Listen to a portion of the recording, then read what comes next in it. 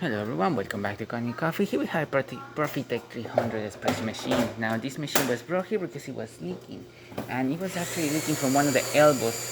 Not this one, this is one of the elbows, the one that you see right there.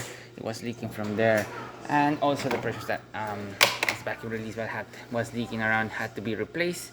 And as you can see, there's no leaks anywhere on the machine. We're gonna run some water so you can see as well, and no leaks coming out from anywhere. The machine is actually at full pressure, as you can see from the steam coming out of the machine and from the hot water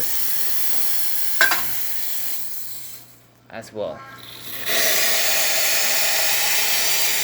And again, just double check for any kind of leaks or anything like that, and as you can see, nothing. Alright, thank you so much for repairing Mechanic Coffee. Subscribe to our channel for more content every day, and thanks for watching.